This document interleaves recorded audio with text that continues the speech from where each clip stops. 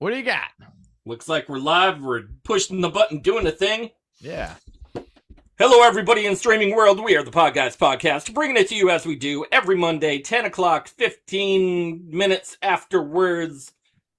The timing, the thing, the place, the Podguyz Podcast. I'm Tony Cass. Kevin Neary here. Of course, we have the ever-loving Picasso, the dreamer of all things dreamable, the killer of all things killable, and the innovator of everything inevitable. Yeah, that's what we're going with. Le Sparky. And Sparky's there with the big board. He is got the letter H and I in bubble letters right there. For those of you that aren't familiar with the format of the show, me, Tony, we talk about who's on right now. We do. What's been going on throughout the internet. And Sparky draws what he saw throughout the week in all of those things in such graphic content that you will not believe if you are in reality or in one of Sparky's pictures right there. Tony, we have a fourth square. We do. We are delighted, enamored. I think that's a good word for it. I would say so, yeah. Invigorated by Sergio. What's up? Happy to be on the podcast. Thanks for the invite, guys. Marzatelli, right? Marzatelli. Yeah. Oh, Marzatelli, I'm horrible at butchering last names. Nobody ever gets it right. It's all right. Marzarelli? Marzatelli. Yup. We're calling you Sergio Mozzarella. Just Sergio is fine. There's not many of us. There's not many around. I'm happy to join the podcast, though. I'm happy to be here. We're excited to have you.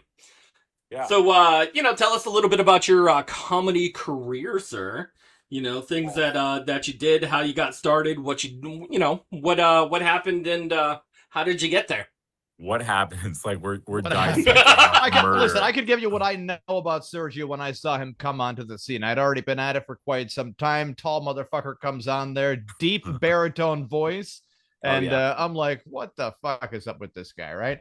And he's starting off his set. He's well spoken. He's comfortable enough on stage enough to get no no you-knows really kicking, not noticeable, and puts together a pretty memorable 5-minute set. I think it was at Wisecrackers. And I'm like, all right, very nice. I get up, you know me, I do my thing. I'm fucking half drunk, kicking ass, already in a rhythm, right?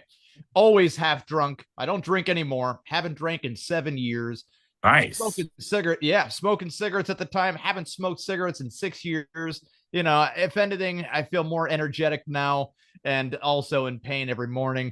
But Sergio ended up becoming good friends, from what I can assume, with Nick Bruce, and then hung out with who I like to refer as the wingman, James Olivia. I hang out with him to this day. To this day. Oh my God. Yeah. Olivia. My God. He's James is he's good to his friends. He's, I've never had a problem with him, honestly.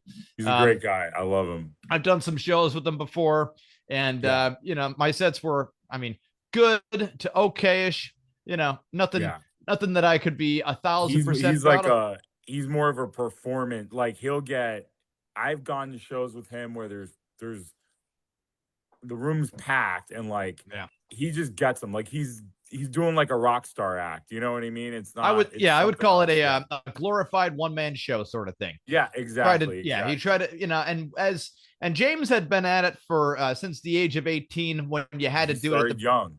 Yeah, when you had to do open mics at Bruce Brothers, strictly only Bruce Brothers, and so he's been around it for a while, and he was trying to carve out the character of the wingman for a long time. And he did a TV pilot. He did a book. Yeah. And it does take a long time. And if you're seeing money come across and all that nice stuff, the thing is that the technology that we even had back then, bring a video camera. Remember that? Bring a fucking real video camera. That was an actual video, like those little flip cameras or whatever. Like, oh my God, it was crazy. Mini disc. Then going home and trying to convert it, like plugging in your computer, like it was insane. Yeah, or like, so you had to have the video camera there. Make sure that no one got into your shot because people would, stand up and fucking walk past Yeah. your shit Or constantly. people talking shit like right next to the Yeah. camera, and you're like, "Oh, you just ruined the entire video." And then even after you pop it on, I used to put a bunch of videos and I took them down, right? But I used to put a bunch of videos onto YouTube, and I was like, the reason I took them down is people would say, like, I'd say, hey, yeah, check out my set on there, then come see me here. I got some new shit. And they're like, Right. why would I come see it? Your stuff's already online. I'm like, well, then Right. fuck you then. Guess what? It's not online. Yeah, exactly. Come see me and figure it the fuck out. So I had that when I was headlining and stuff. Like, they'd go online, see, like, I don't know, I post like a 30-minute set, and they'd want me to just come and do like a brand new hour. And I'm like, you don't just do that every week. Like, you move stuff around, you add new stuff, and like, year to year your set changes. But I mean, there's still a lot of people that think that when you're on stage, you're just making it up on the fly and it's all riffing, and then there's other people who think that, like, you're changing your setup every week. Like, it's just not like that. You know what I mean? So I would try my best every week to have new material at open mics, right? That way I could see what worked, what didn't work, and then Right. like, write it, get another 5 to 7 down, get another 10 down, and then check mark stuff. If you ever saw me go to the side of my tablet, check mark and do some circles of what did work and what didn't work, it was kind of like a science experiment that way. I never cared as far as, like, get up there, try not to suck, right? That's the big thing. But also, if it does suck, well, now it really sucks. And people have to understand in their fucking heads, if you think something's really funny, you have to ask yourself, do you just think it's funny? Right, exactly. Because of whatever, or is it you have more context than the average person has, or whatever. Correct. Is it a universally funny joke, right? And those jokes are when you can put them together in such coordination, where you could pop out for 40, 50-minute set, right? That's always a lot of fun. And that does take some time, Sergio, as you just, as you put down but yeah, people to say, like, and by the way, Kings of Comedy, Bernie Mac used to fucking write down a whole new hour every month, like a fucking maniac, right? And a lot of it, a genius. yeah, a lot of it on his end was just ripping on the audience. Yeah. And then Steve Harvey would always just say, like, hey, I'll host for you guys. You want me to host? Right. So, like, pretty cool. They always called Steve Harvey the white Bernie Mac. That's funny. I like that. I never heard that before. That's awesome. But that's as much as I remember. You were pretty tight with Nick Bruce. Yep. You were doing yeah, no, Nick's cool. I remember I called him up the one time. I think I was 1 p.m. drunk, right? And, there you go. Yeah, that's dude, you know it, right? Yeah. Great idea. Yeah, I call up Nick and he's like, "What's up, Kev?" I'm like, "I don't know. I'm kind of drunk right now. I was thinking about killing myself." But that's probably a bad idea, I'm right? sad. Can I talk to you? Right. So he's like, no, he's like, don't do that. I'm like, yeah, you're right. I don't know. I'll talk to you again, man. Fuck all this. See what's going on. Right. And hung up on him, and then continued to drink the day away and call up different bar owners and stuff. But I think the one thing that, by the way, getting back to the technology and the, how we were told the step-by-step where to go, right? Right. We were told, get a video, show somebody your press pack of 20 minutes or whatever, right? Get a beta tape. Yeah, get like beta tape, right? Get your headshots done. Remember? You had to get your headshots done. Headshots were big. Commercial headshots. Now people are just going, fuck, look at that. Oh my God, it's insane. People are in their car driving, taking videos. Like, it's so bad. Yeah. Headshots. And Sergio right now is in front of a high school landscape photo shoot thing. Yeah, exactly. It's one of those. It's the backslate for local high schools. Sergio looks like he's in front of a creepy basement wall, is what it is. You look like you're about to get your fucking picture taken for a Costco fucking thing. For a Costco. Oh, perfect. Yeah, I work here now. But the step by step on, like, for example, for Halivia doing like the one man show kind of thing, the real route turned into just finding an agent who is ready to invest a lot of money and share and resell your contract around as much as possible. And of course, demographics are like a huge thing as well. I mean, like a fucking huge thing. The younger the demographic, the more money they see. So if your I tried to get into demographics, colleges for a while. I had Yeah. I had an agent, and I think at the time I was like, I don't know, maybe I was like 28 or 29, something like that. And he was like, "You've got like 2 years left to do colleges. After that, you'll be too old." And I'm like, "Okay." And he's like, "So let's do this." So I go to fucking NACA, right? I pay all the money, all that shit. I go up there. They put me on like the coffee house show. It wasn't even like a main stage show. There was like Mhm. 3 colleges there. I was like, "Oh my God." They put me on after a poet. It was like the worst experience ever. no. So my agent goes in the back room. I found this out from a buddy of mine was back there representing himself. And when you're in the back room, they put the acts up on the screen with like how much money you charge, whatever. And colleges just raise their hand and they kind of like bid on you to say like, "Oh, I'll do it for like 1,500, with a meal and travel." And your agent will say, "Okay," and that's kind of how they do it. So my fucking face went up on the screen and my buddy said, "Silence." You could hear a pin drop in the room. Nobody raised their hand because 90% of the schools didn't know who I was because I was on the coffee house show that was like a separate event. And then the other colleges that were there, I ate shit. So they don't want to bring me to their school. So literally it was me and this other guy. I won't say his name because he's kind of well known, but his agent was hilarious. His agent was a guy named his name's Tracy Wiggs, right? Funny motherfucker, right? I still follow him on Facebook. He comes out, he got coffee house just like I did. He comes out, he goes, "Goose egg," with a big fucking 0. It was hilarious, but it was I spent all this money. I drove out to, I think it was in Hershey. I drove out to Hershey. I'm there all weekend. I'm all excited. And it's just like, "Oh yeah, no, you're not performing on the main show." And it was just like one thing after another. Yeah. And my agent pretty much ghosted me after that.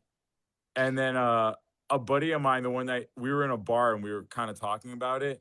And he literally like called my agent and was like, "Hey, I'm trying to book Sergio Marzatelli." And the guy was like, "Yeah, I don't think he does stand up anymore. Have a great night." What the fuck? Yo, it was crazy. Okay, so whenever you see a poet, By the way, we have Tracy Wiggs waiting in the waiting room right now. We're gonna bring him on. I'll move in with that guy. He is so funny. He's honestly the funniest dude I've ever met. I've met like legit comedians. That dude just hanging out at the bar is the funniest dude I've ever met in my life. The poets, by the way, kiss of death.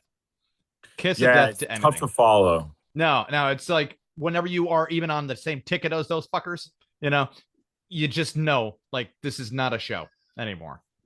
I was up in Boston, Barnes and Noble, right? Mm-hmm.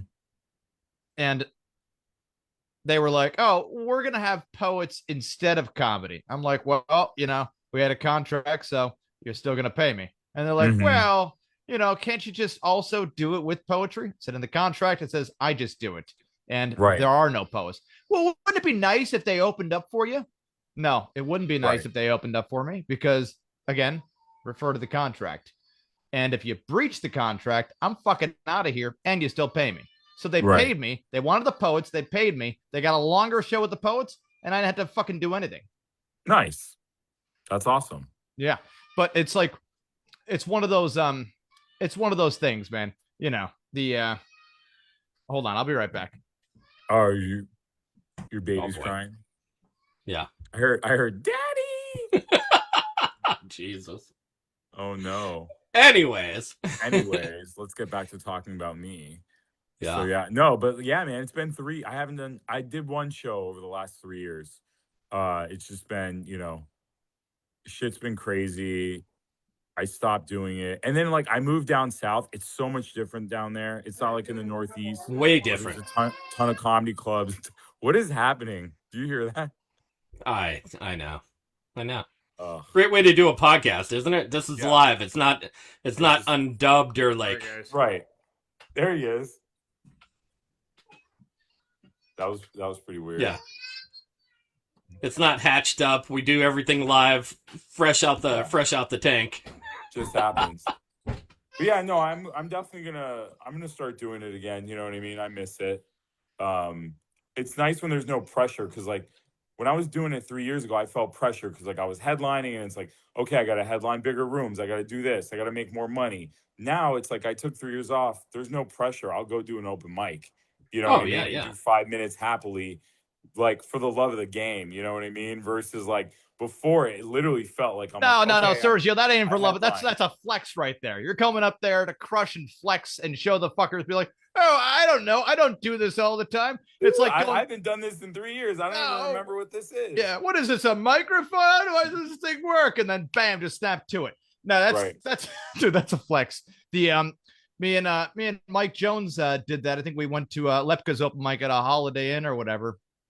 Popped in there and just to show some support. And he's like, "Hey, you guys are gonna do some time, right?" And then we're like, "Oh fuck, we didn't what? All right." Yeah.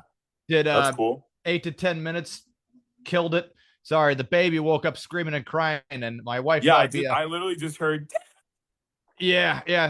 My wife thought it'd be a great idea to take a shower during the 1 hour. Yeah, the 1 hour of the week where you have something going on. We tape a live podcast.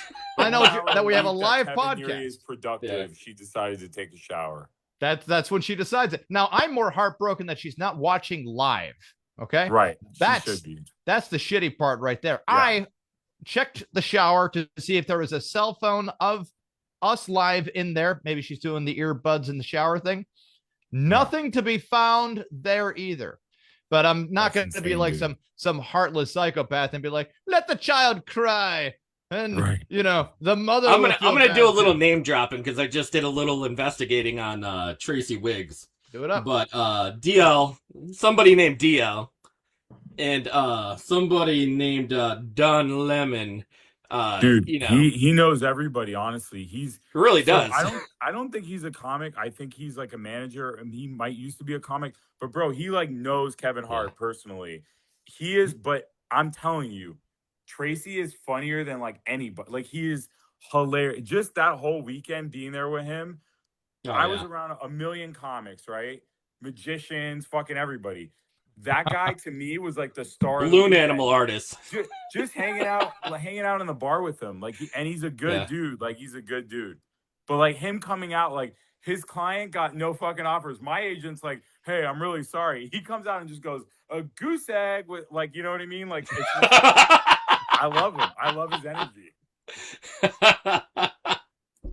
He's a good dude. Well, he knows that he could probably, he could book it up if he wanted to. He knows everybody, dude. He doesn't know them from like he knows them from like the 90s. You know what I mean? He was with them before. The Wayans brothers, Everybody, dude. He's awesome. Well, you won't name drop, but I will. Right? There's very few open mics around anymore, man. Remember the time where there was like 4 in the same week? Everyone went to the same. I remember there was like 3 in the same night at one point. 3 in the same night, yeah. And then people started just being themselves because you can't have that many egos in the same spot. And they're just like, everyone should have their open mics on different days. You're taking crowds away. It's like, what? Who's deciding this? Just let everybody go on the same goddamn night. It's good. Are there even any open mics anymore or no? Oh man, I think maybe Flaherty's running some improv thing that I saw up in Scranton. It's very, very few and far apart. I mean, very, very sparse. And the V spot maybe. No, I mean not even like, and that's more band oriented. Their stage is perfect for a band. Well, I'm just saying that they do have an open mic, but it's. Oh, don't they do one? You're right though. It's more poets, more. Is there one at a vape shop in Dixon City that's pretty busy? Yeah. Also pretty band oriented as well. Really? Yeah. I mean, and there's a lot more musical talent in this area right now, unfortunately, than there is comic talent, because people like they're going by that whole like, oh, if you're really gonna do it in a big city sort of thing, right? Right. Or dude, comedy's cyclical though, and like now it's on a down cycle. You know what I mean? Like 2000, whatever, fucking 12. Pandemic. It was like comedy was cool, and like now it's not. You know what I mean? But same thing, like You know, in the 80s it was cool. In the 90s it wasn't. You know what I mean? So, but like I said, I don't give a shit because I haven't done it in 3 years. So I'm not trying to be like, I got to do this or I got to do that or I have this goal. It's just, you know, I want to get back to doing it because it's fun and I enjoy doing it. And I think I'm okay at it. Yeah. The worst part is when when it's just yourself and a bunch of empty chairs. Right. And you're like, what the fuck what did I come here for? You know, you can make it fun sometimes. I did an open mic in Florida somewhere. Where the fuck was it? Like Boynton Beach or something. Mm-hmm. And there was like 5 people in the crowd. And I'm like, fuck. Right. So I'm like waiting to go up. And the guy before me, as he's finishing, the 4 people go out to smoke, like a table of 4. So then it was literally just me and one person in the crowd. And it was like this massive room. It was like a big room. Yeah. And you're like, hey, dude, so you still want me to do comedy just for you? As if I was in like a stadium. Like I was like yelling the fucking punchlines. I'm talking to the guy. And like I just made it like a whole thing. So that guy's dying laughing. The 4 people who went to go smoke, they're like, what the fuck is going on in there? Like, why is there all this noise? So they come back in. Then the bartender's like paying attention. People from the kitchen. So I like made my own little crowd. So it's like, you know, you could just be like, whatever, and do your jokes, or like, I don't know. That's not always gonna work, but it worked that one time. Sergio, like you want to hear a stupid story? This is funny. Off of Wisecrackers, right? So were you coming around when my brother used to be the host of Wisecrackers? Yeah, I think so. On Wednesday, he had that mustache thing going on. Yeah. Okay. So, what was his name? Rob? Jack. Yeah, Jack. So, I mean, I don't talk to him anymore. It's just, you know, the guy's just out of his skull. You know, it's just. I was gonna say, Kevin, you have a brother? Yeah, right. So. We've known each other for 10 years, and this is the first time I've ever heard of him. You don't look anything alike at all either. Right? Our comedy styles are different too. I mean, so anyways, he tells me, right? And I didn't know, but he says, so this will be my last time at Wisecrackers. If you don't mind, load up the mic and the stool and the microphone and the speaker in your car. They're mine. Right. So I'm like, okay, just give me a hand. He's like, yeah, no problem. Right. So I load them all up in my car, drive them down to his house, take him out, put him in his house. He's like, okay. He's like, I'm going to be doing an open mic comedy at Old Time Charlie's now because the hell with Wisecrackers. Right. And I'm like, okay. Right. I'm still going to go there. So don't worry. You know, he's like, I don't care. He's like, go there, but don't forget to come down to Old Time Charlie's too. I get up there the next week. Right. Tracy says to me, it's like, first she's like, ignore me. I'm trying to get a beer. Terry. Right. What's that? Terry. Tracy. Terry? No, not Terry. No, not Terry Granahan. Oh, no. Okay. No, Tracy, the bartender up at Meadow Ave. Okay. Meadow Ave. Yeah. So so I'm trying to get a beer. She's like, ignore me. Like the whole time. I'm like, what's going on here? Right.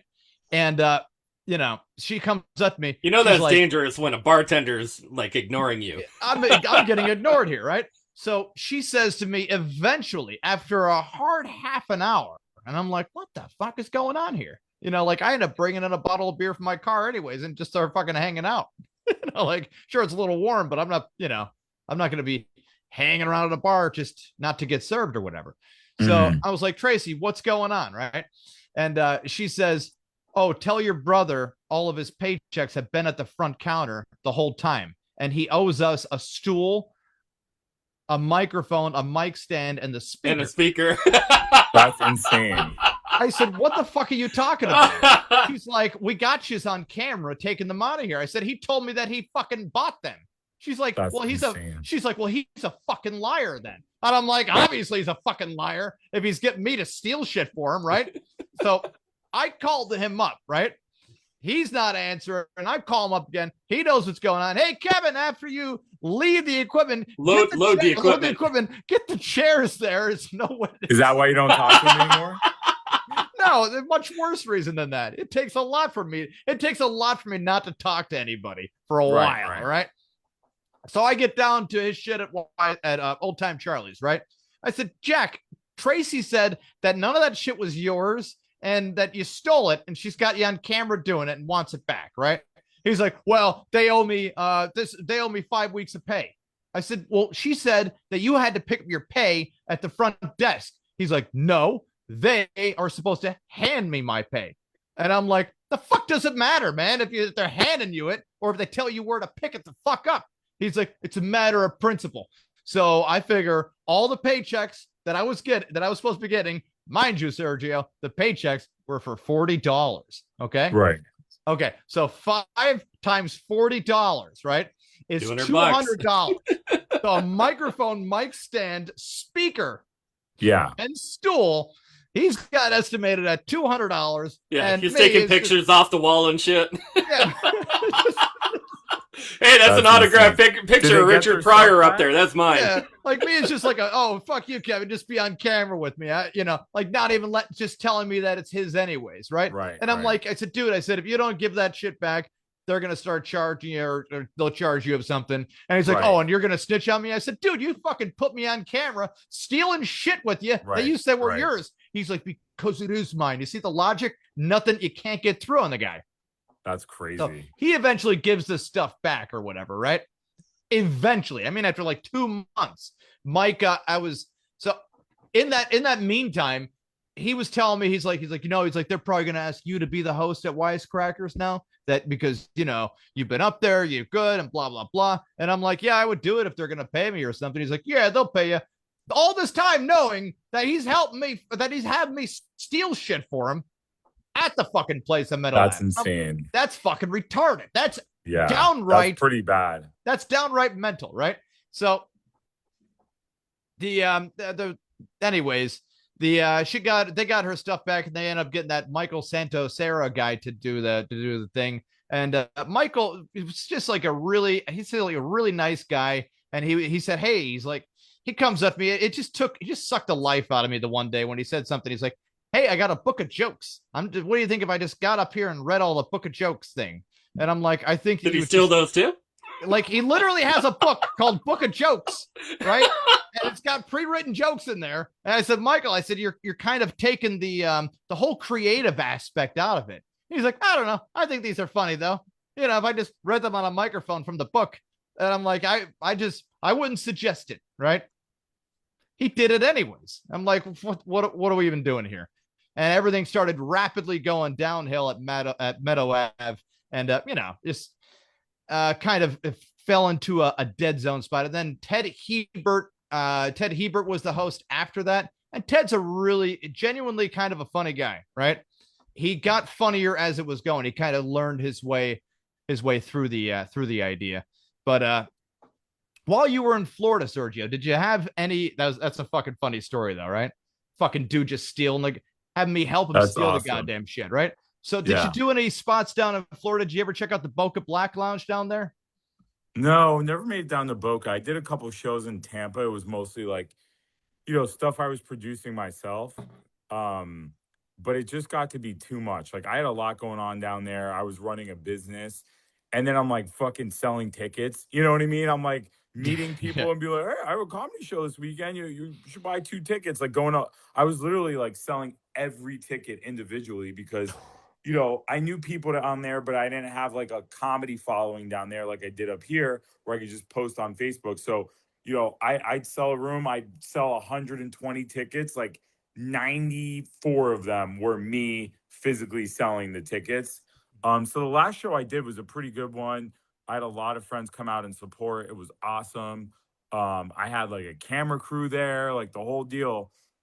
And I had a couple of great comics open for me. But like by the time I paid everybody, I didn't make any money. You know what I mean? It was like 2 months of work just to get the thing going. I was exhausted afterwards. And I'm like, I can't keep doing this. Because down there, it's not like here where there's just like a million rooms and little corner bars. And, like when I was up here, I sometimes do like 4 or 5 shows a week because I'd be doing stuff in upstate New York. I'd be here. I'd be in Jersey. It's just not like that down there, and you're You got so Philly about 100 miles that way. You got New York 100 miles that way. Jersey's right there too. And if you really want to get your dick wet, you go Pittsburgh, Cincinnati area as well. But yeah, that Florida is its own. I was having too much fun down there, and I was just like, "What's the fucking point?" And it wasn't like I stopped. I was just like, "This isn't a priority." And then I turned around and it's 3 years later, and I'm like, "Holy shit, I haven't done a show." But yeah, I'm gonna probably at some point this summer I'll go to an open mic or something and start back up again. Yeah, just get the juices flowing. Sparky with the big board. What is going on today, man? It says, hey, Kevin, get the mallet off the wall. Okay, let's go smash some melons. There you go. Beautiful. Beautiful. Does he actually have a little Gallagher set up in his room or no? Well, I've known now he's passed away now. I've known Gallagher for a good part of 20 years. Really? until he passed away. Every birthday I would get a call from him saying happy birthday. I'm like, oh my God. Awesome. Yo, it's fucking I wish I didn't drink as much as I did, but I would just be like, who's this? You're drunk again. Oh my God. I'm like, God damn it. It's Leo. That's thanks for the birthday wish. She's like, you need to stop drinking. Gallagher. It kills your liver. Going crazy. So, whenever anybody talks shit on Gallagher, I'm like, you think that his whole thing was just smashing watermelons? You're crazy, right. He had a lot of cleverish kind of things, right? As did Carrot Top to his same ultimatum. Carrot Top used to kind of follow Gallagher around to a degree, and Gallagher accused Carrot Top of stealing a lot of his act. So Carrot Top made the one observation. It's kind of funny, right? Where it says, door shall always remain closed and locked. And Carrot Top said, why isn't it a wall then? Kind of funny, right?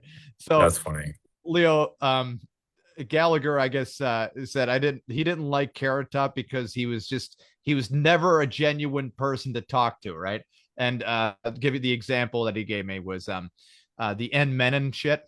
He's like, I asked him, he's like, plain and simple. He's like, how did you make it? How did you make it this far? Was it your looks? Was it this? How did you make it? What do you do for a living? And he gave me this bullshit. I now know it's bullshit. The N Menon. You ever hear this one or no? No. So there's this old commercial, N Menon, right? Carrot Top said that he wrote the jingle for N Menon, right? It was like a little tagline at the end of a commercial thing.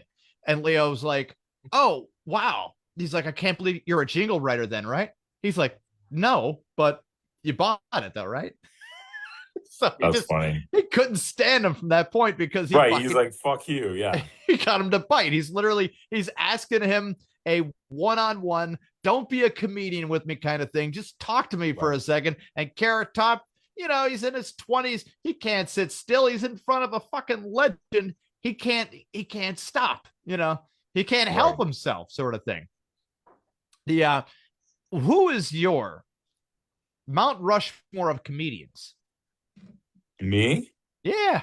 You got one or no? I don't even like comedians, dude. Oh, that's fair. Dave Chappelle, for sure. Dave Chappelle's up there. Fuck. It's so hard, dude. I literally I hate comedians. Dave Chappelle, probably Bernie Mac for sure. It's probably going to be all black comics because those are the only comics I respect. Dave Chappelle, Bernie Mac. I don't know if I can give you two more, dude. I'm just not I didn't grow up looking up Bill Cosby. Cosby. And I told that bitch time to sleep. Bloop, bloop, bloop. Michael Jackson. No, I don't know. Honestly, dude, I don't know if I have a Mount Rushmore because I was never I would watch comedy, but I didn't idolize comedians when I was younger. It's just something like I kind of started doing, and I liked it, and I never really watched comedy, and even now I don't really watch comedy. You know what I mean? Mhm. Like every once in a while I'll catch like a roast or something, but I've never been like a fan. It's just something I like doing. Yep. And No, I it's the can't even same. sit through a comedy show. Like No, when I'm on a show or even going to a show, even if it's like a professional show, I'm just like, I don't want to fucking be here. I want to be standing Hey up man, somewhere. do you think Michael Jordan's watching basketball games? No, he's buying a Right. NASCAR team. He's doing anything else. When you're Right. already Yeah. when you'd rather be doing something, you don't want to be watching it. Exactly. And that's the thing is I love stand up so much. Like I know a lot of comics like writing and they don't like being on stage or they get nervous. I just fuck it. I love being on stage. Like I don't get nervous being up there with a crowd. It's literally the best feeling in the world to me. Like I hate writing. Like writing to me is the shitty part of stand up. Performing is really what I like. So the thing, you don't like writing? no, not really, man. I just like performing. That's the question you came up with, Kev. No, that just stood out. I'm like, I can't not address that. I really don't like. I don't like writing. I just like performing. I was like riffing. I know now everybody's like riffing and doing crowd work. I was riffing and doing a lot of crowd work, even like when I first started. A lot of my jokes started from like, a crowd work or like a different bit. I mean, I will write, but I write in spurts. I'll write, like, I'll fucking regurgitate like shit out a set in an afternoon. I'll write like a half hour in an afternoon, and I won't write again for like 6 months because I don't like it. I don't enjoy the act of writing. I'm just a performer. That's my thing. I love both aspects of it because Yeah. the retweaking of dialogue and how you're portraying, especially storytelling stuff. If Yeah. you can get people gripped on the idea, and I hate to use the Bill Cosby as the ultimate Right. example, but that guy Stop can it. Yes, you do. I love using Bill Cosby as the ultimate thing. He's an easy mark. Listen, Bill Cosby, for as many, think about how funny you have to be to get away with 33 rapes. Okay. Think about that. Now, one rape. Now the act, funny, not funny. right? The act of the rape, not funny. The act of the rape is not funny. Yeah. Obviously. Comedy act, hilariously funny. If you win a Super Bowl, you get to murder one person. Okay. If you go to the AFC Championship game, you're not allowed to murder. Ask Aaron Hernandez. No, strangling, one beat up, one assault. Ray Lewis, Marvin Harrison, Super Bowl. Murder, innocent. Hernandez, AFC. Sorry, sir. We found Did bodies. Marvin Harrison win a Super Bowl? I don't think he did. He did with Peyton Manning. Yeah, against the Chicago Bears, who had basically just Brian Urlacher. And they're like, we don't know who we're going to play quarterback. It's like, what the fuck do you mean you don't know who you're going to play quarterback? How did you guys get here? How did this happen? Rex Grossman or Kyle Norton or Kyle Orton. That's the NFL, man. It's one game. You know what I mean? You get hot in the playoffs. It happens. Yeah. Brian Urlacher's like, I can't do everything. They're like, Brian, you will do everything. You're going to enjoy it. Entire defense. Yeah. The no, man. You got to get back. You got to get back into the circuit, though. It's definitely it's a necessary thing. You rent out a hall, sort of thing. There's money to be made for sure, but sponsorship has to be there. There's I try to explain it like this to people. Even there's 1,000 different 21-year-olds who aren't funny that want to do it, right? And then out of those 1,000, half of them will realize they're not funny after the first try. Half of that half will realize that after the second try. And then by the third try, maybe you get one or two that kind of want to learn stuff, right?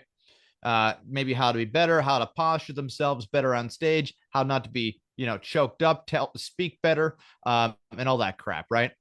And then by the fourth week, there's no audience left for the open mic because they've already gotten through the first 3 weeks of garbage and bullshit.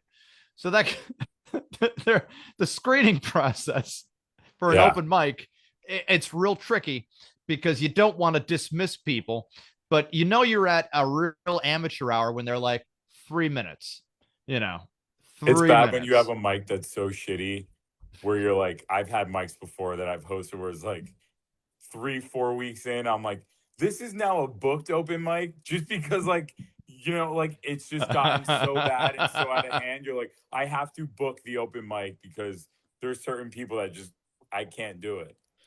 Yeah, no, it's Wait, is it poets? I've got nothing. You can't book a poet. You can't do it. I've got nothing against poets. I think they're awesome. There's a couple locally who are really good. I just don't want to follow them. I think it's hard because they go up there and they're talking about like real shit, and then you're just trying to be funny. You know what I mean? It's really tough. But there are some poets that I really respect. I respect them enough to hold their own show. You know, so I happen to agree. I happen to agree. Have your own show. Just do it away from me. Poets need to be in the libraries. They need to be in the coffee corner. They need to be in the little barista land. Maybe over in a Starbucks or something.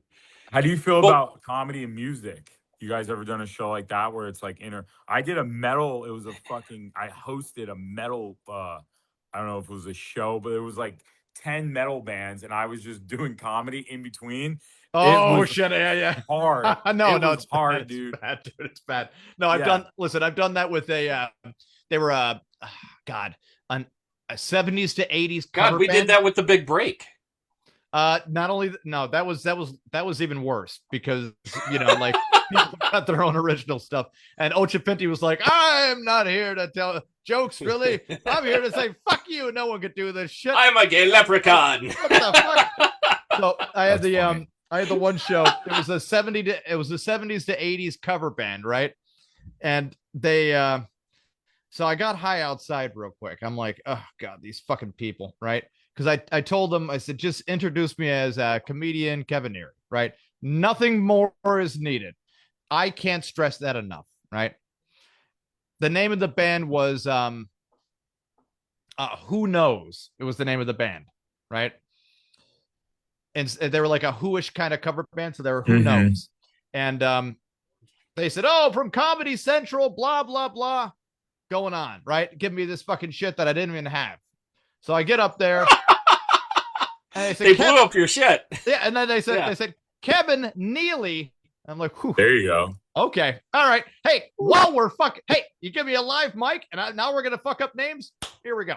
Let's have some fun, right? So I get up there. I said, thank you. Let's everybody give it up for the band. Who cares? Who cares? These guys are great, right? Who cares? Oh, it's not Who Cares? Well, I guess we're all about fucking up people's names anyways. So who cares anyways, guys?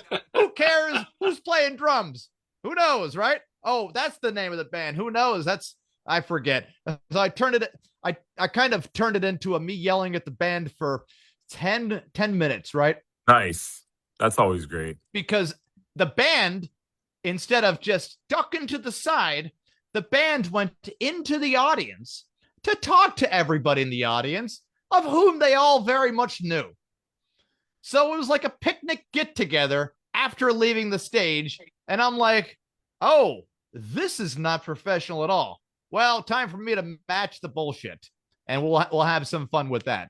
So I did about 10 minutes of fuck you, and then a good 10 minutes of a little bit of a set-ish kind of thing, followed by some crowd play, which just turned into insult comedy. And then the owner of the bar was like, hey, he's like, that guy really fucked you over. Like, the owner is like, realized. I said, yeah, man, I can't help if someone's going to try to fuck me over. It's like, do you want to come here tomorrow? We got a different band you could do it for. I'm like, dude, I'm not doing in between sets of a band again. And big shout out to Pat, one of the best owners I've ever had to work for in my life.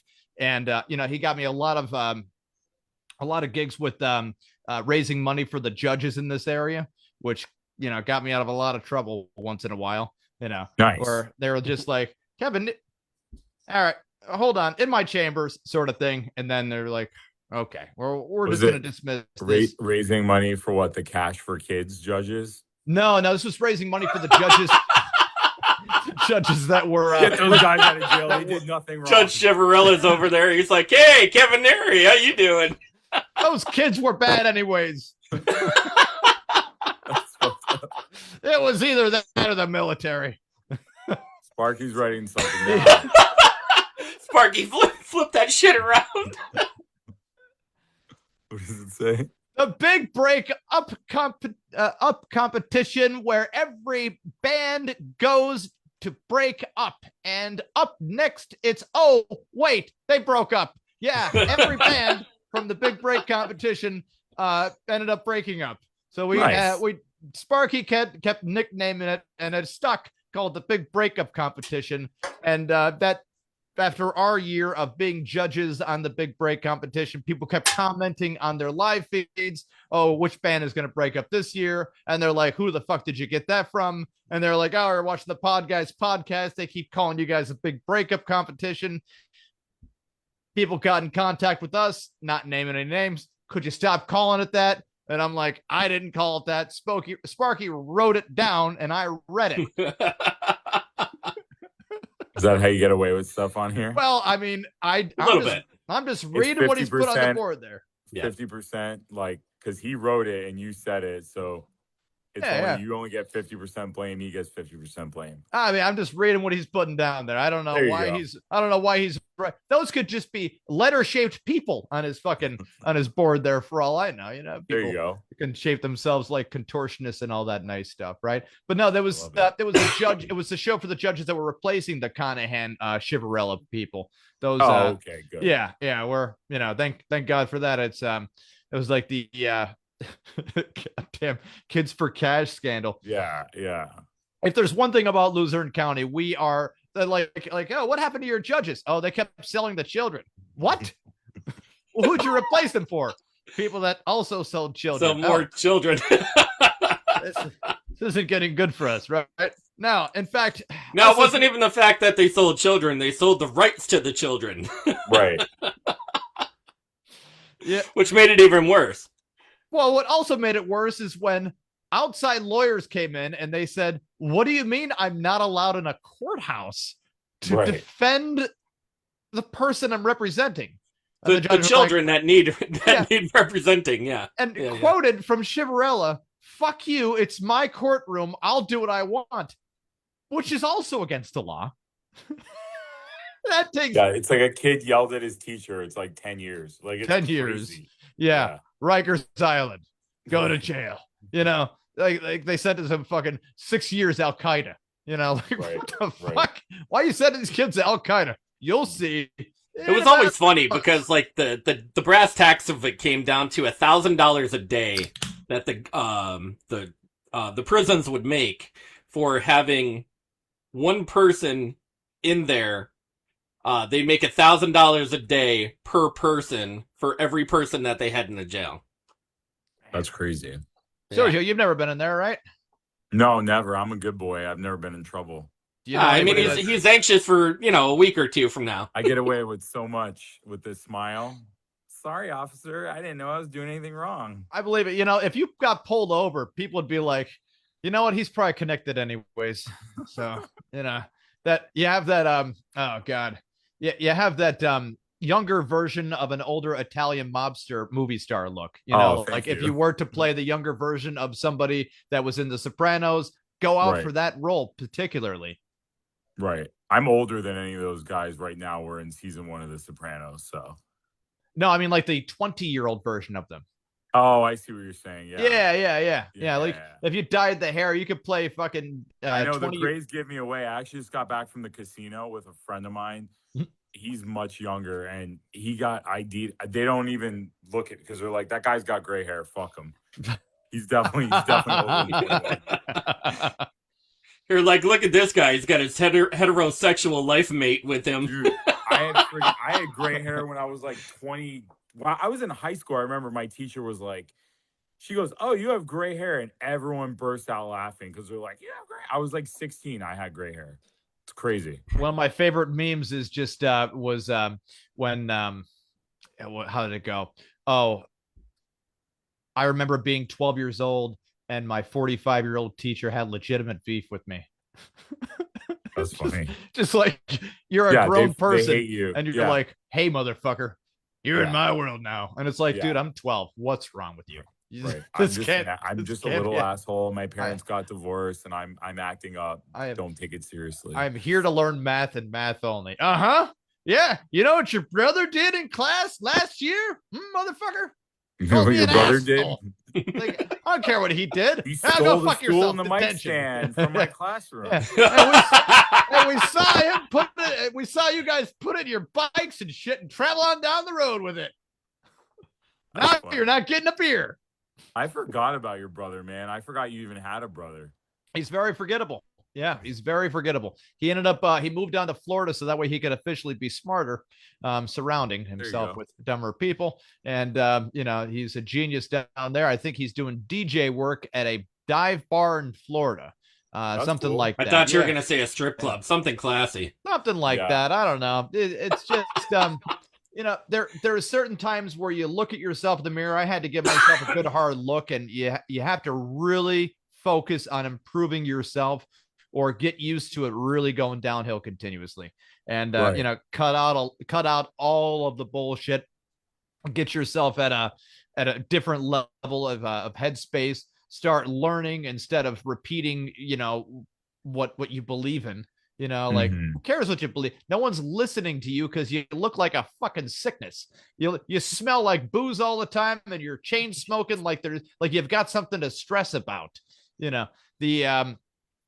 But yeah, I tried my best to curve that ultimatum, because after 30 years old, if you're still going down that everyday drinking path, you don't live long. Especially I haven't had a drink in 2.5 years. It's tough, man. It's tough. It gets a lot. I would say the sweet spot of easy would be around year 4.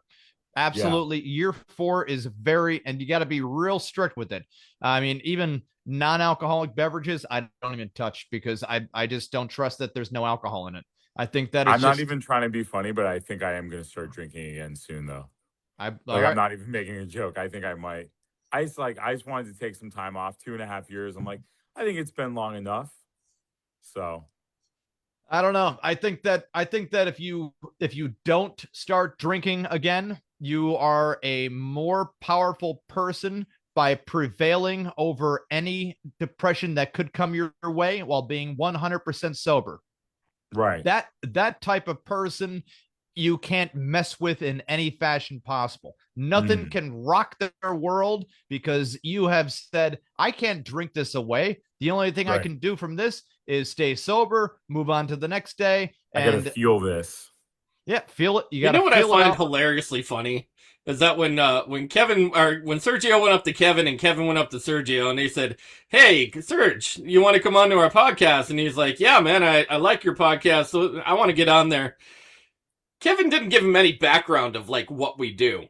This is their AA meeting. This is the basis of our. That's what it is.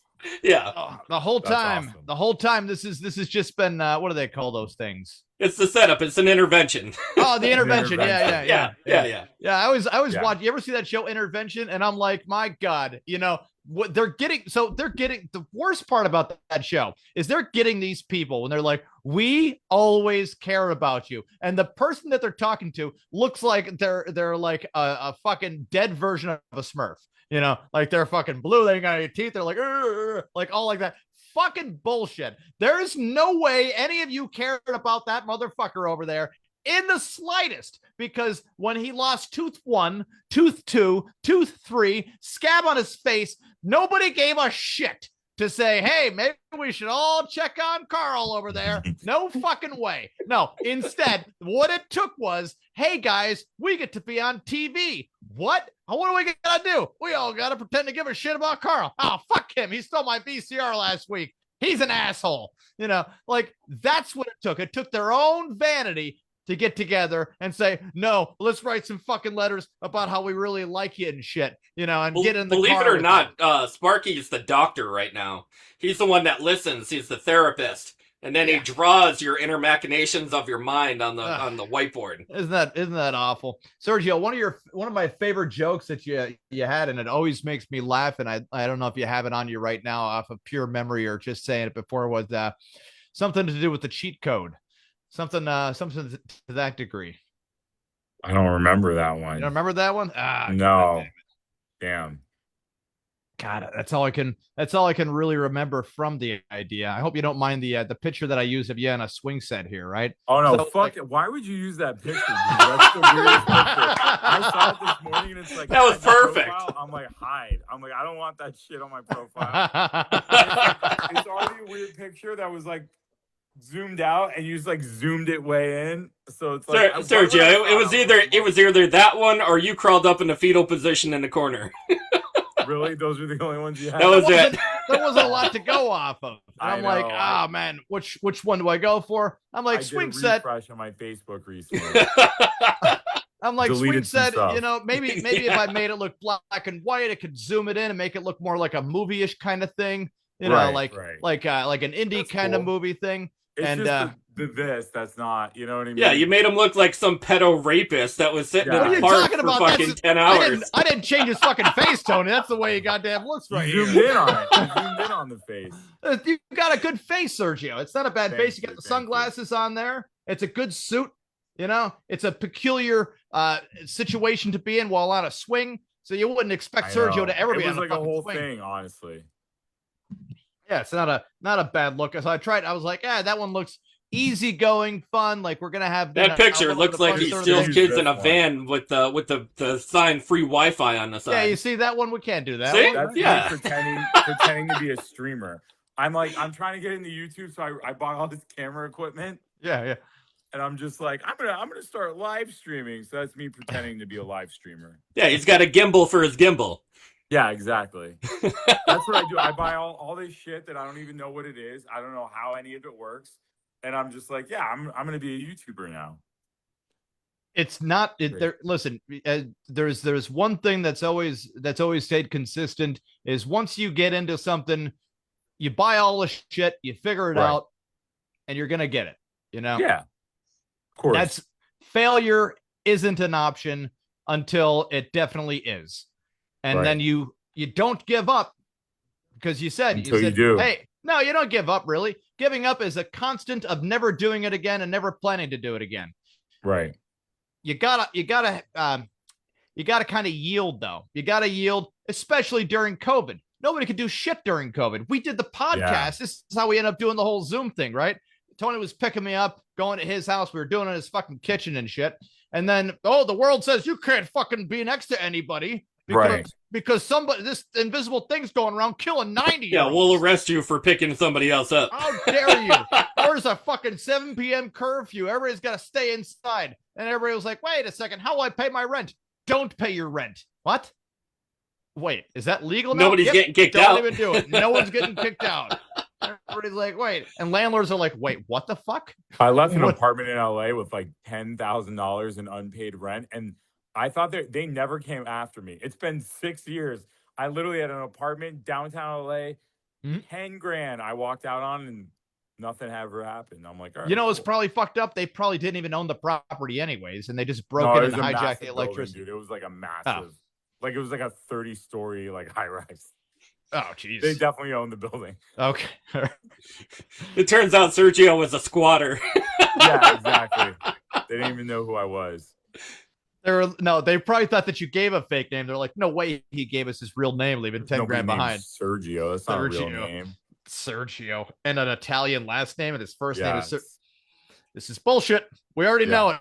Just find a tall guy with fake. He should have went with the last name Mozzarella. Mine, tell their girlfriends, I'm going to go hang out with my friend Sergio. And they thought that they were cheating on them because they're like, that's not a real fucking person. What are you talking? You know somebody named Sergio? Like, yeah, I do. It's definitely one of a kind of name, dude. But in all honesty, so Kevin never gave you a background of what we do on the show. Yeah. So even before Kevin came in the room, you were like, "Hey, what do you guys do for the show?" And I said, "Oh, we get to know our guests. We find out what's ticking and blah blah blah." But we also have a second part of the show. Okay. Our second part of the show is to talk about really fucked up stories in the news and throw a comedic spin on it. I don't know if I want to do that. Give it a shot. I don't know if I want to do that. No one gets hurt. No one dies. We're only going to do 2 because that's all we have enough time for. Okay. All right. Let's get 2. I'll stick around. So Wilkes-Barre is in the news, especially for the good old Citizen's Voice. Oh yeah. And this lovely, I can't even call her a woman. She's a scumbag on top of scumbags. Where she was charged. Yeah, she was charged with starving her severely disabled adult son to death. Yep. Burning his corpse. Oh my God. Yep. And then got arrested for it. Right? So, top-notch quality Wilkes-Barre Pittston woman, So, blonde woman. Thursday. Yeah, blonde fucking mess. She's a mess. Something's wrong.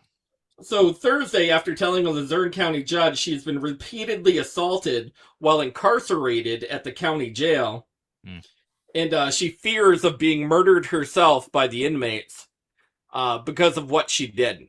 I love how Tony picks the most lighthearted story to start with here. Yeah, and I like how he keeps pausing just to let it all sink in. And I'm like, should I just hit leave on the Zoom app and just pretend my computer died? Yeah. Be like,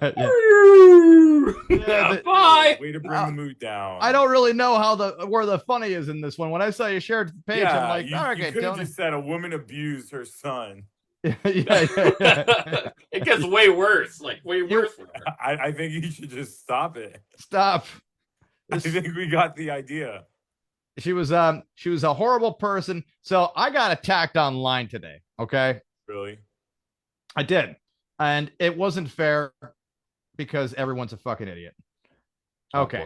So this is what it was.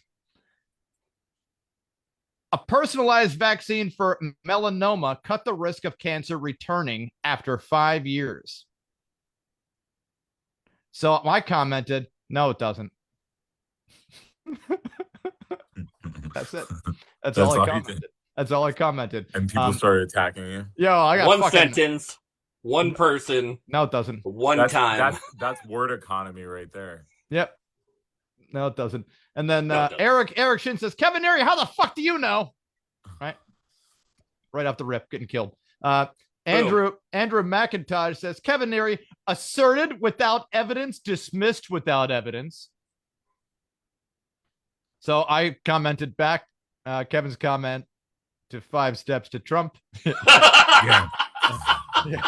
We play this. We're gonna see how many steps it takes for somebody to get political. We're ready. Oh God! Now this does not get political though. So I responded to Andrew. I said, correct. They have no evidence because fuck them, right? I don't care.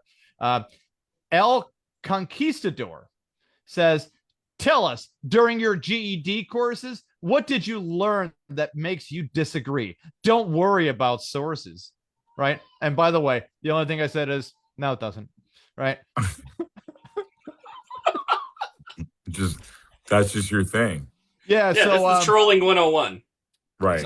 So I replied in the only way that I could with a Mr. T get back to work. I pity the fool gif. There you go. I pity the fool, just because fuck him. Right. And then another person, Chris Gunter, replied to me with a woman that has a tinfoil hat on.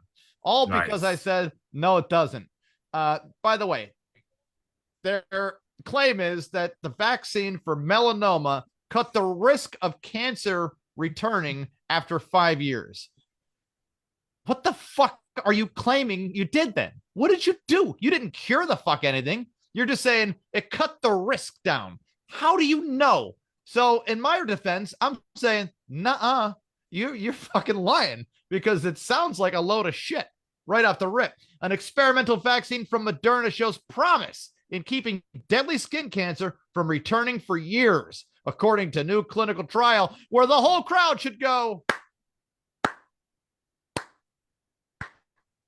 These are the same kind of people. And I'm tired of it, man. I'm tired of everybody in the fucking world thinking that every doctor has gold for their diagnosis. Because, you got a bunch of people that are walking around lobotomized as fuck, saying, I am what they told me I am, so I guess I'm bipolar, autistic, ADHD, trans. What the fuck happened to you? I listened to all the diagnoses, and I take all the pills now. And you don't get a clear-headed person you're talking to in this fucking world anymore. So in response, I try to find out who the real people are compared to the bots. And robots will attack the shit out of you on Facebook with a simple response of, no, it didn't. Because fuck him, Sergio. Right. Fuck him to hell. They can go screw themselves. Just like these kids can't have their cell phones in school anymore. What if a teacher's coming up to your kid and punch him in the face? The other kid might have this on his phone. And now that's evidence. So my thing was, have a public camera in each room for the students, parents, and teachers' safety. And everybody came after me saying, kids are distracted on their phone. We never had phones when I was in fucking grade school, and the goddamn times where we rode a horse to school and fucking ate shit. What? Why do you want life to be compared to your troublesome growing up stage?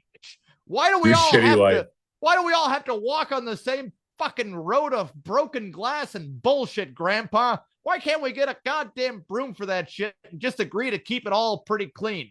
And if the kids have a little bit of technology in their hands, well, that just proves how goddamn stupid the teachers are, because they can second guess them and second check them to see if they're even teaching them the right things. And I'm talking to you, history teachers. I'm also talking to you, math teachers, English teachers. In fact, let's make that all the fucking teachers out there who have been riding on that tenure bullshit, screaming at kids, not knowing where the fuck they are anymore. Retire already. Everybody homeschool their kids and leave these public schools empty as fuck, so that way they can all shoot themselves in the face the way that they deserve it. Throwing it out there. There you go. Yeah, buddy. I know. You know what shit I find fucking hilarious? What do you got there, Tony? The viral video. No. The viral video of the girl getting pulled over. With the hand? Giving a ticket. Yeah, with the stub. Sergio, did you see that or no? I heard about it. Yo, so cop pulls her over. He's like, I saw you with your right hand, with your holding phone. your cell phone. Yeah. So she's like, she's got no right hand. She's like, you want nothing. On his body cam, she's like, do you want to just call it a day? And he's like, no, because I know what I saw. What the fuck, dude? Overtime's the real thing, I guess, right? Right. So he takes her to court anyways. And the judge was like, what do you mean you don't have a right hand, sort of thing? All charges dismissed once she proved, hey, she doesn't have a fucking right hand. Yeah. Look, I don't have one. Yeah. Well, it was funny because he goes, oh, I saw you manipulating a phone with your right hand. And she goes, right hand? I don't even have a hand. And she holds up her hand like this. It's got like a little fucking, like, it's got a nipple on the yeah. on the thing. Crazy. Yeah. And then he goes, oh, hand the God. She goes, yep, hand the God. And she touches her stub up on top of the roof. That's awesome. But the whole situation was like dismissed this coming week, and her name is Katie Thomas. But nice. That shit was fucking. Good for her. Sparky was there during the pullover. Sparky, what did you see? Hey, how much for oh, wait. Never mind. She can't even give a hand job. That's awesome. She'll rub one out with the nub. That's all right. She'll rub a nub. Rub a nubba. All right, that's enough time for our show. Sergio, I know you want to get back out into the scene. What is some contact information for people to get in touch with you if they wanted to get in touch with you for some comedy? You can just hit me up on Facebook, Sergio Marzatelli. You can hit me up on Instagram, Serge Has the Urge. SURGE. SERGE is a blow-up doll it's literally a blow-up doll from a bachelorette party. Serge Has the Urge. SURGE Has the Urge is me. So. I mean, is it both? Well, I don't know. you've done it. So what you're telling me is that you've made the wrong choice if you were on the blow up doll page. Yeah. Yeah, if you're on the blow up doll page, that's not me. I don't know if it still exists. I haven't seen it in a couple years, but I made mine first. Serge has the. Oh yeah, it's still there. And the funny thing is, the blow up doll kind of looks like me. Oh shit! Look at that. Yeah. Man. And it's literally like, I guess it's like a bunch of girls with this blow up doll from like a bachelorette party or something. And yeah, so they named the blow up doll Sergio. I mean, if you want to invite Sergio to the blow up party or to a bachelorette party, I'm down. I'll do a bachelorette party. I don't care. I'm so down. Everybody's like, "Oh, let's practice on Sergio." Yeah, I might go to Nashville alone and just be like, "Oh, my friend's sick in the room. I've got nothing to do." It's all bachelorette parties down. Boom, there. done. There you go. Good idea. Always thinking. Always thinking, man. Trying. Well, guys, Sparky, where can you happen to find us if you were looking for us? Sparky? Nope. Maybe with the thing, hitting the button. He hit the button. No. Maybe you got to unmute him yourself. There you go. Wait, there you did There it. you go. You can find us on every single major streaming platform, including iHeart, Spotify, Spreaker, Deezer, Castbox, Pocket Cast, GeoReel, Facebook Live Video, YouTube, Google, Amazon, and anywhere else there is streaming going on. All right. Anywhere and everywhere. So when I need this taken down later, I'm going to have to send a bunch of letters. There you go. A whole bunch of letters. A shitload.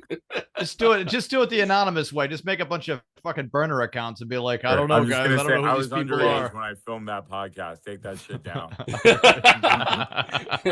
Kevin Neary for president 2029. Right. Oh, Yeah. God, no way. God help us all. For real. Hey man, if all it takes is just being disoriented and saying a bunch of stupid shit while being aged, I think I could do You're this. kind of set. Yeah, You're all right. Dude. Yeah, Another I'm couple there. Years. I got 60 years to go. Whoever says to themselves like, when I'm 80, I'm gonna run for president. Like, dude, retire. What the fuck's wrong with you? Yeah, Yeah, done. I know people that want to do that at 50. Like, why would you want to job? Fuck that. Make sure you tune in every Monday, 10:15 Eastern Standard Time. I'm Tony Kaz. Kevin Neary here. Of course, the ever-loving Picasso. Ole Sparky. There you go. You say your name every week. It's like you forget. It's okay. Sergio, big shout out to Sergio. I'm going to call him Sergio Mozzarella. He is not Sergio Mozzarella. Mazzatelli. Mazzatelli. Marzatelli. Sergio, thank you very much for coming on our show. We really we had a good time with you this week. Thanks, guys. Yeah, it was fun. A lot of fun. A lot of backroom stories, a lot of stuff that people who are thinking about getting into comedy, live performances, listen, you're going to run into a whole bunch of shit. And listen, we could chop shit for hours and hours and hours on end on different shows, and we only like to go for an hour because that's the attention span of most people. Yeah, most people. Yeah. Cool. All right. Same bat time, same bat channel. We'll catch you later. We're the Podguyz Podcast. Have a great night. Yeah. Bye.